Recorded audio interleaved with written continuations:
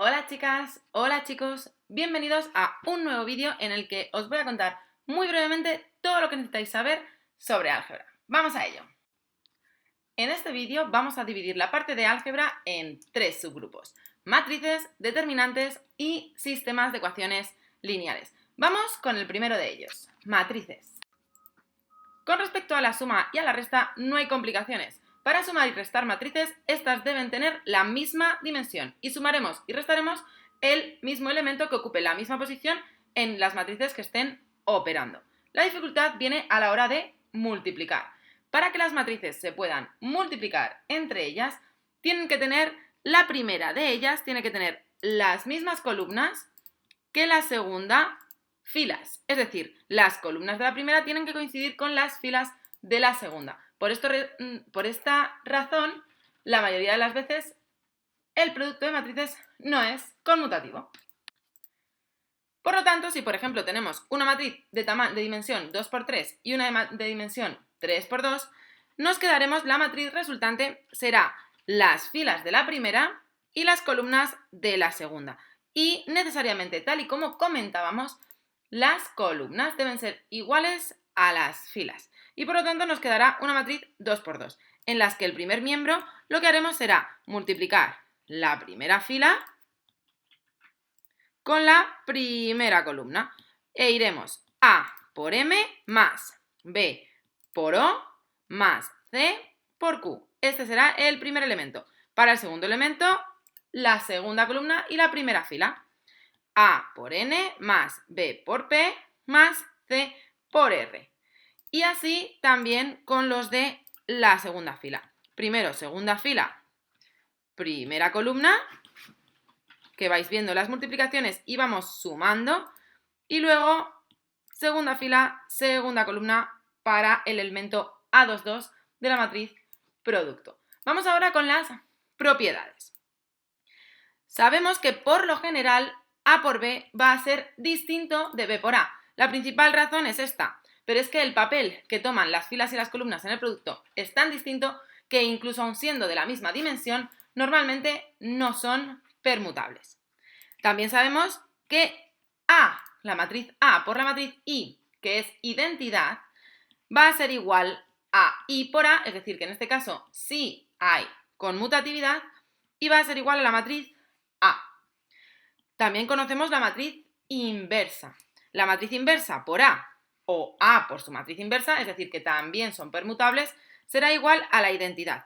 Esto significa que cuando tenemos, por ejemplo, problemas del tipo A por y un paréntesis, haya lo que haya en él, si esto nos da igual a la identidad, esto, por necesidad, tendrá que ser la matriz inversa de A, sea lo que hay aquí dentro. Si A multiplica a algo, este producto es igual a I, ese algo es la matriz inversa. También sabemos que si multiplicamos A por B y hallamos la inversa de ese producto, es lo mismo que primero hallar la inversa de B y multiplicarlo por la inversa de A, es decir, el producto de las inversas, pero al revés.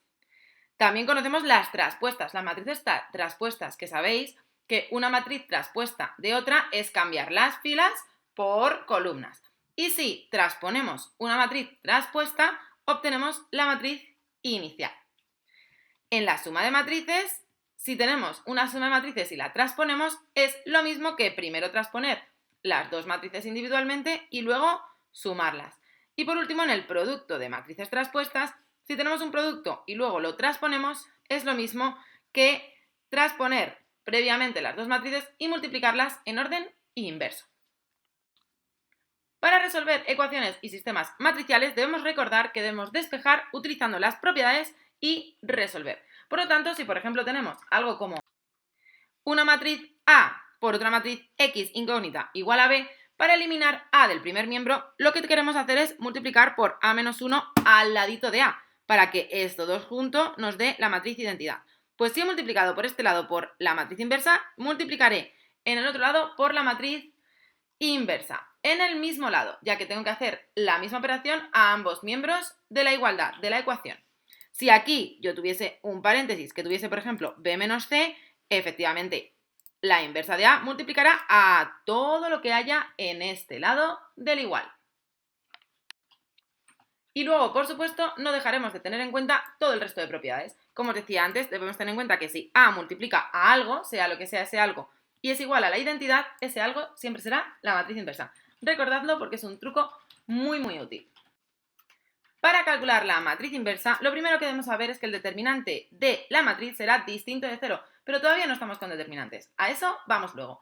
Para calcular la matriz inversa de una matriz, simplemente la colocaremos la matriz que nos den, colocaremos al lado, justo al lado, la matriz identidad del mismo orden que la matriz que queremos calcular, de la que queremos calcular su inversa, y operaremos para conseguir aquí la matriz identidad y aquí la matriz que obtengamos será la matriz inversa.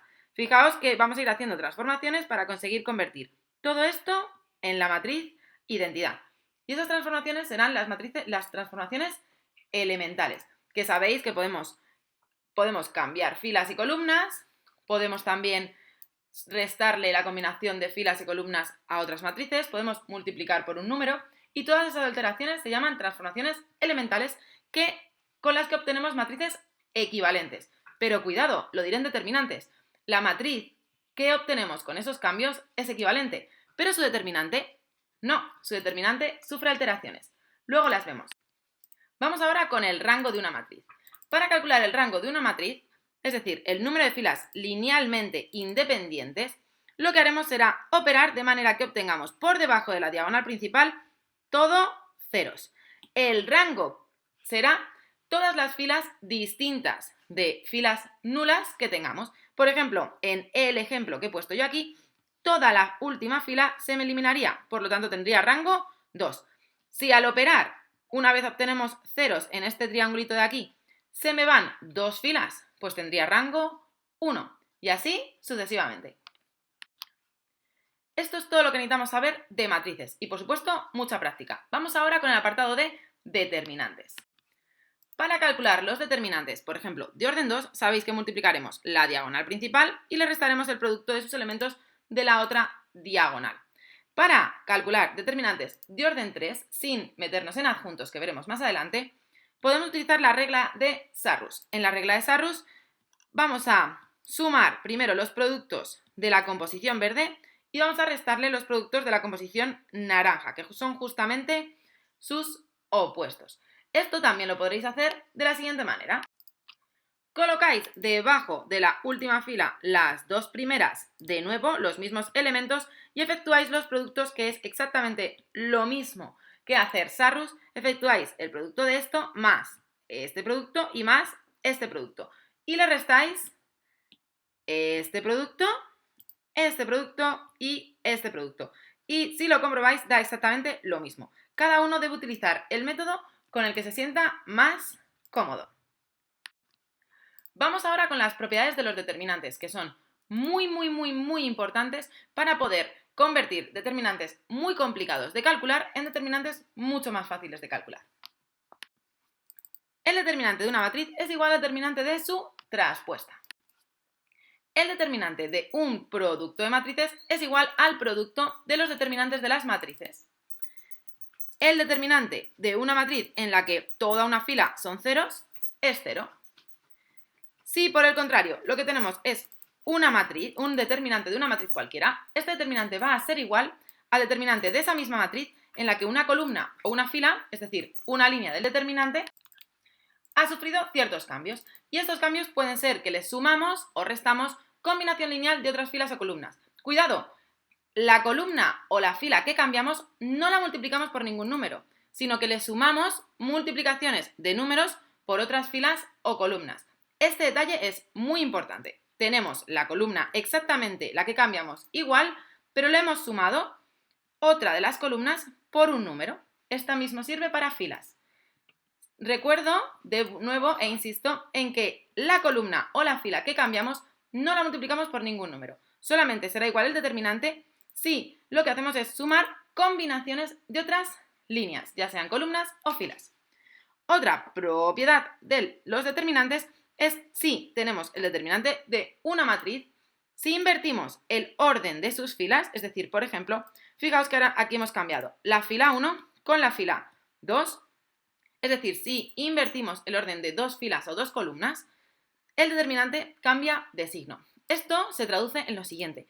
Si vamos a ir haciendo cambios en un determinante, por ejemplo, cambiando el orden de filas o cambiando el orden de columnas, tenemos que tener en cuenta que para que el valor del determinante no cambie, si por ejemplo me interesa tener esta fila aquí debajo y esta aquí arriba, lo cambio, ok, pero no se olvide poner el menos delante, porque si no estaríais realizando otro determinante distinto. Otra de las propiedades es que si tenemos un número que multiplica a toda una línea, en este caso, por ejemplo, a toda una columna, aunque lo tengamos 3 veces o 4, según sea el orden del determinante, ese elemento va a salir solo una vez. Es decir, sacamos un factor común por línea. Esta K está en toda la columna. Luego lo sacamos solamente una vez. Y veis que ya en la columna no aparece. Sacamos un factor común que multiplica a todos los elementos de una línea. Si tenemos un determinante en el que dos de sus líneas, es decir, filas o columnas, son exactamente iguales, su determinante valdrá 0.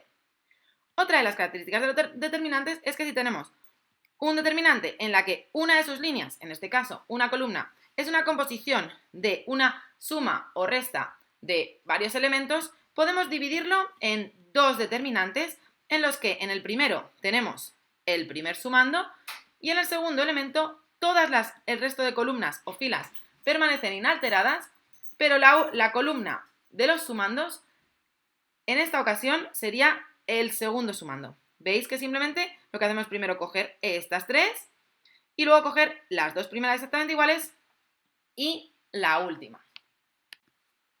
Como os decía, para simplificar el cálculo de determinantes de órdenes superiores utilizaremos estas propiedades prestando atención a los cambios que provocamos con ellos y ajustando para equilibrar esos cambios. De nuevo me remonto a este ejemplo de aquí. Como veis, si cambiamos algunas filas o columnas, tendremos que ir poniendo menos cada vez que hagamos un cambio. Si, por ejemplo, lo que hacemos, en este caso, como os decía, es cambiar una fila o una columna para conseguir ceros, por ejemplo, por la combinación de otras filas y columnas, tenemos que tener en cuenta que si yo multiplico esta primera fila por un número, n, por ejemplo, si yo multiplico por n, ese determinante que obtengo, si yo multiplico por n la fila o columna que estoy cambiando, ¿vale? Solamente la fila o columna que estoy cambiando. Si yo multiplico por n la fila o columna que estoy cambiando, ese determinante queda multiplicado por n, por esta propiedad. Por lo tanto, para no tener alteraciones, lo que hago es multiplicar por 1 partido por n para equilibrar ese cambio que he provocado. Lo puedo hacer perfectamente, pero tengo que tener en cuenta que estoy multiplicando por un número.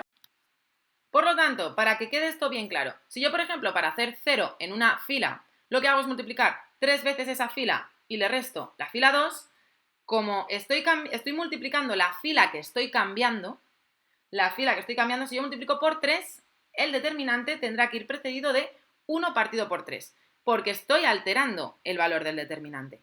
Si por el contrario yo cambio una fila por esa fila menos 3 veces otra fila diferente, ahí no tengo que hacer cambios, porque solamente tengo que ajustar cuando la fila que multiplico es la que cambio. Matriz inversa. Para la matriz inversa por determinantes, lo primero que tenemos que asegurarnos es de que el determinante es distinto de 0. Y luego, para calcular la matriz inversa, tenemos esta fórmula, en la que primero tendremos que calcular la matriz adjunta de A, que como sabéis, para calcular la matriz adjunta, por ejemplo, si tenemos este elemento, lo que hacemos es tachar la columna y la fila de ese elemento y calculo el determinante de los elementos que me restan. Ese sería el elemento primero de la matriz adjunta de A. Y así sucesivamente. Además, calculamos la traspuesta de esa matriz adjunta y ya por último lo dividimos entre el determinante de la matriz. Para calcular un determinante por adjuntos, lo que haremos será escoger una columna o una fila.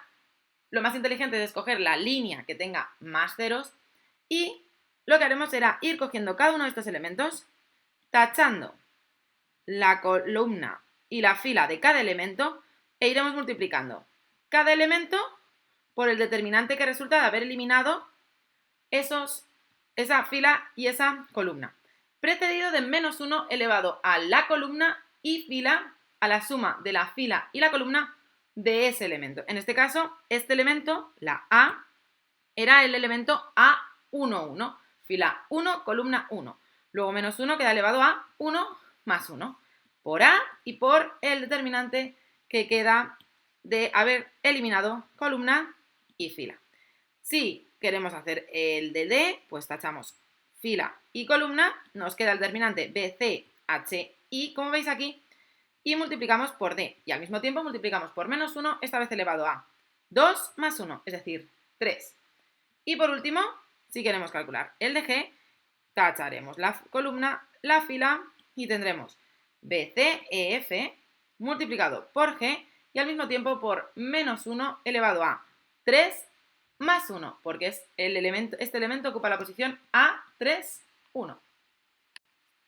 Por último, también podemos calcular el rango mediante determinantes. Para ello, iremos viendo si el determinante de esa matriz es distinto de 0 o 0.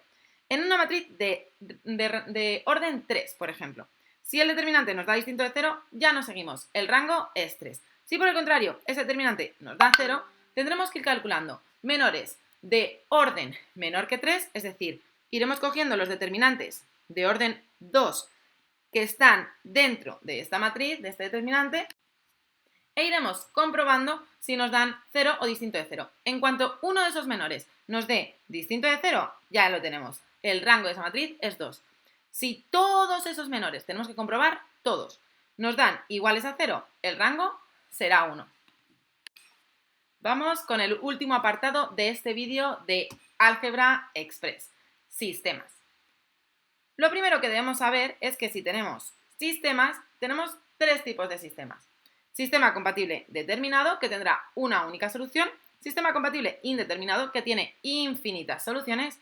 Y sistema incompatible, es decir, que no tiene solución.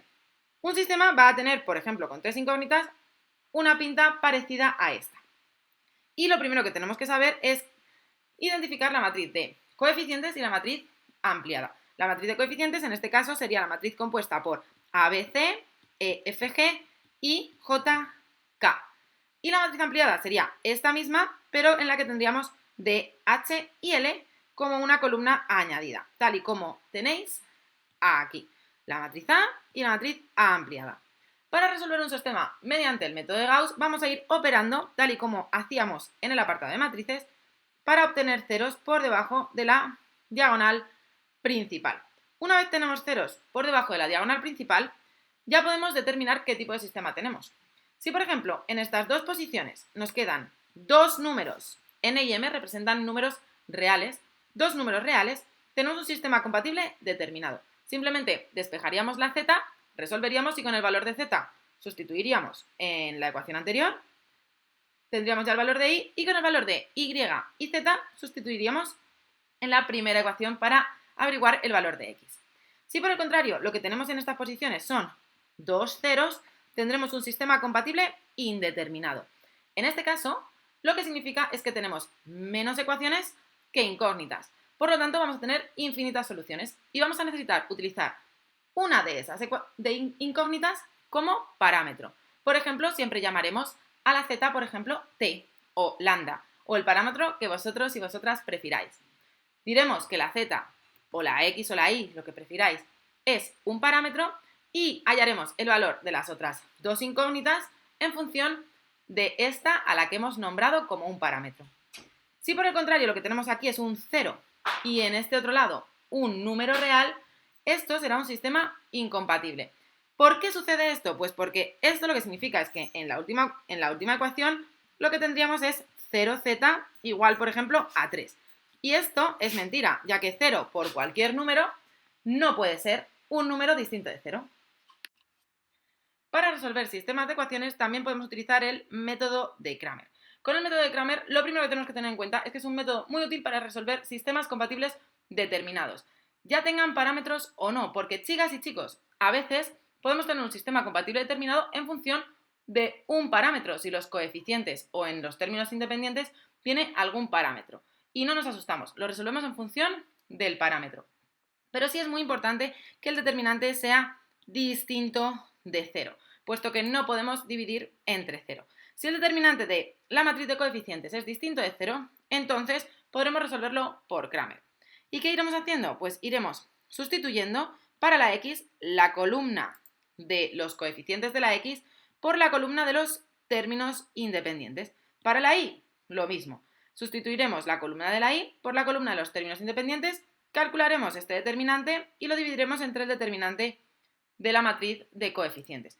Fijaos, chicas y chicos, que lo único que hago es coger el determinante de la matriz de coeficientes, insisto, y para cada una de las incógnitas voy sustituyendo la columna que le corresponde en este determinante por la columna de términos independientes. En la z, como es la tercera incógnita, sustituiremos la última columna por la columna de los términos independientes. Y por último, en sistemas tendremos la mediante rangos, es decir, discusión mediante el teorema de Rose-Frobenius. En este teorema sabemos que es un sistema compatible determinado si el rango de la matriz A, es decir, de la matriz de coeficientes, es igual al rango de la matriz ampliada y es igual esto a su vez al número de incógnitas. Sin embargo, si son iguales los rangos, pero es distinto del número de incógnitas, es decir, por ejemplo, son 2, 2 y el número de incógnitas es 3, lo que tendremos es un sistema compatible indeterminado. Y por último, si tenemos un sistema incompatible, esto sucede cuando el rango de la matriz de coeficientes es distinto del rango de la matriz ampliada. Algunos consejos para resolverlo. Primero lo discutimos y luego muchas veces os pedirán que lo resolváis. Si por ejemplo tenéis que resolver el sistema, solamente os lo van a pedir cuando sea compatible determinado o compatible indeterminado. Compatible indeterminado tiene infinitas soluciones. Si tiene infinitas soluciones, significa que vamos a necesitar un parámetro. Es decir, que nos va a sobrar una ecuación. Cuando tenemos varias ecuaciones y dos son iguales o proporcionales, eliminaremos una de esas ecuaciones y resolveremos el sistema en función de un parámetro, es decir, de una de las incógnitas, con esas dos ecuaciones. ¿De acuerdo? Es decir, sistema compatible indeterminado, nos sobra una ecuación o dos ecuaciones. Quizá puede ser que nos sobren dos ecuaciones. Pero quiero decir, nos sobran tantas ecuaciones como sea diferente el número de incógnitas respecto al rango. Si tenemos rango 1 y el número de incógnitas es 3, nos sobran dos ecuaciones. Solo tenemos una ecuación válida. Si tenemos rango 2 y el número de incógnitas es 3, solamente nos sobraría una ecuación y lo resolveríamos en función de un solo parámetro. Y para el sistema compatible determinado, mi recomendación es que si tenemos 3 ecuaciones y 3 incógnitas, lo resolváis por Cramer. En caso de que tengamos sistemas mayores, os recomiendo que utilicéis el método de Gauss para reducirlo lo máximo posible. Bueno, chicas, chicos, hasta aquí el bloque de álgebra. Este ha sido un vídeo express, resumen de todos los contenidos importantes para poder enfrentarnos a los contenidos de este bloque. Pero os recomiendo que si habéis tenido dudas o todavía tenéis lagunas, veáis el resto de vídeos del canal en el que explico todo esto muchísimo más pausado y mucho más en detalle con muchos más ejemplos. Os espero, ya sabéis, practicad.